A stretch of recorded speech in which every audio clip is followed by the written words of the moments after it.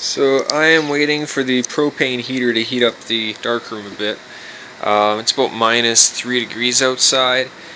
I have just finished printing a bunch of strips. I'm working on an edition of some negatives that I shot yesterday. Hi, I'm Sean Esopenko, by the way.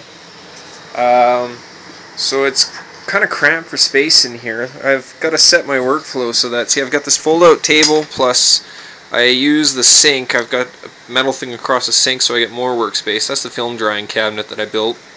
But I go from developer to stop, and then I got to go across over here to my fixer, and then finally a water bath. The enlarger is too big to have up on a table or anything like that, so it goes right on the floor, but that's okay for me because it means that there's no vibration or shaking or anything like that. Pretty messy because I don't have a whole lot of shelving or anything in here.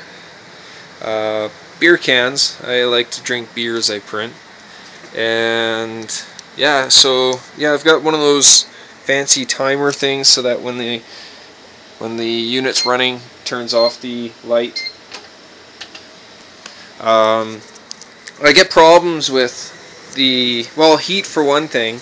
I gotta run a propane heater every once in a while to bring the temperature back up. I think it's about 65 right now in the room, so it's okay to print, but if I don't run the propane heater here and there, then it gets a little bit too cold. One of the big problems I'm facing is power. I run about 3 extension cables to get out here, and the enlarger doesn't quite get enough juice for when I'm printing anything 20 by 24 or larger. I gotta do like 3-minute exposures at pretty small f-stops, like f11 with the enlarger, because of the lack of strong power out here. This is the airflow system that I slapped together. It's just a $20 jobby, but it pushes about 300 CFM on the box, and it definitely does that. And then this is the air. This is where the air comes into the darkroom, and then I just got some aquarium filter stuff stuffed in here. And then this is actually to keep the light out during the daytime. It does a great job because this is where I change my 4x5 negatives in here. So it has to be absolutely light tight. I even had to caulk along the ceiling to get all the light leaks out of here.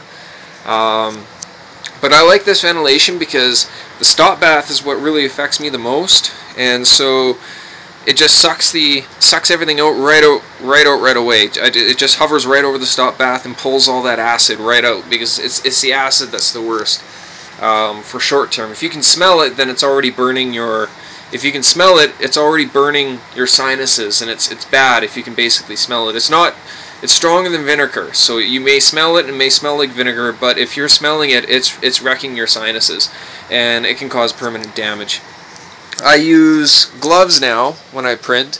The main reason why is because then I use a fresh pair.